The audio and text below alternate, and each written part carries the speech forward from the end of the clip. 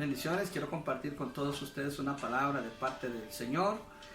Siempre nosotros que vemos hacia adentro de la iglesia, podemos encontrar diferentes maneras de nosotros de poder señalar o poder interpretar el buen o el mal desempeño dentro de la congregación de algunos líderes espirituales de la casa.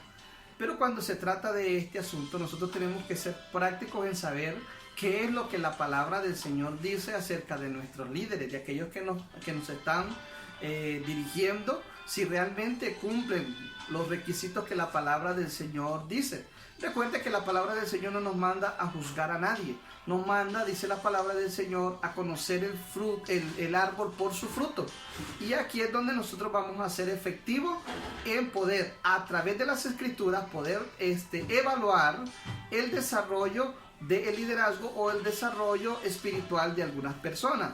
En el libro de Tito, la palabra del Señor en el capítulo 2 dice lo siguiente: pero tú habla lo que está de acuerdo con la sana doctrina. Eso quiere decir que el líder espiritual de la iglesia debe de ser un hombre que sea capaz de enseñar la palabra con toda autoridad, con toda la reverencia que ella implica, pero por sobre todas las cosas una aplicación exacta del texto bíblico. Hay personas que se dejan impresionar por el buen hablar de la persona, por una persona que es muy emotiva al hablar, por una persona que es muy dinámica al hablar, aquellos que tienen un buen léxico al hablar, o aquellas que tienen una buena forma de expresión, son dinámicos, pero no necesariamente son auténticos en la palabra del Señor. Uno de los principios de la palabra del Señor es: no va a pesar el mensaje por la elocuencia, no va a pesar el mensaje por lo que la persona haga efusivamente, sino que usted lo va a pesar por lo que diga, y que si aquello que dice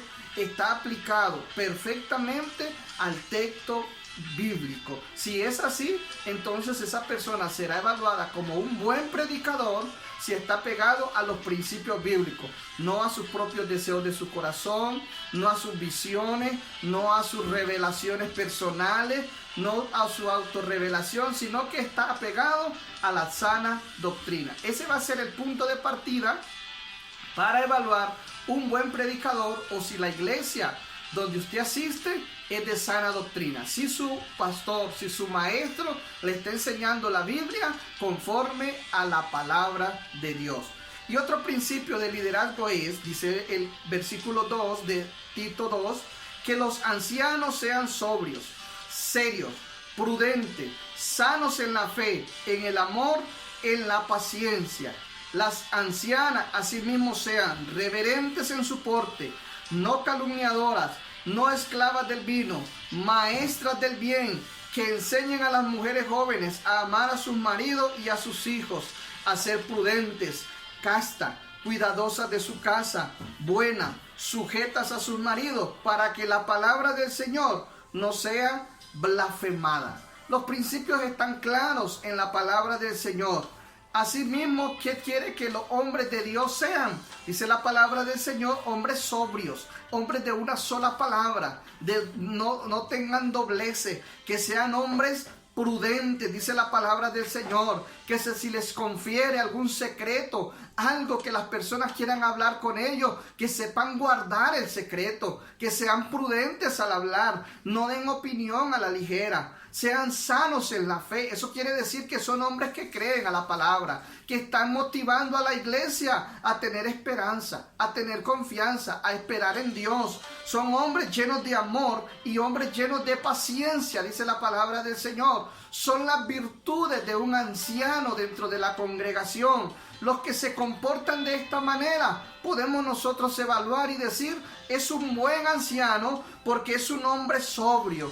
Él lo que dice lo sostiene. Es un hombre serio, tiene buen porte, tiene buen aspecto, siempre anda saludable física, moral y espiritualmente. Es un hombre lleno de fe, es un hombre que muestra el amor a todos sus hermanos, pero también más allá de la iglesia. Y además es un hombre lleno de paciencia, no se encoleriza fácilmente, no se deja llevar por las habladurías de los demás. Es un hombre que mantiene su vertical. Y las ancianas, hablando de las mujeres, dice, estas mujeres son reverentes en su porte. O sea, cuando las vemos entrar y salir dentro de la iglesia, dentro del cuerpo de Cristo, las vemos que son mujeres dignas de admirar por su porte. No son calumniadoras, no hablan mal de nadie, no se meten en chisme, no se enredan en palabrería, no son esclavas del vino, maestras del bien, no andan en lo que no les han llamado, quiere decir, no se meten en problemas fácilmente y enseñan por sobre todas las cosas. Las ancianas deben de ser ejemplo de tal manera, dice la palabra, que enseñen a las mujeres jóvenes a amar a sus maridos y a sus hijos. Son adultas, son mayores que ellas, deben de enseñar a la nueva generación a comportarse como mujeres de bien, mujeres que cuidan su casa, su esposo, sus hijos, dice la palabra. Además enseñan a las mujeres jóvenes a ser prudentes, a ser castas, cuidadosas de su casa, buenas, sujetas a sus maridos. Es decir, que esa anciana debe de ser una mujer cuidadosa de su casa y de su familia. Siempre es importante recordar que el principio bíblico es que la familia es el núcleo más importante en Dios. Así que cuando hablamos de las ancianas, tienen que ser mujeres que cuidan bien a sus casas, que están sujetas a sus maridos, para que la palabra de Dios no sea blasfemada. Eso quiere decir que no se permite a la anciana que por causa de su testimonio o de su mal testimonio se hable mal de su bien.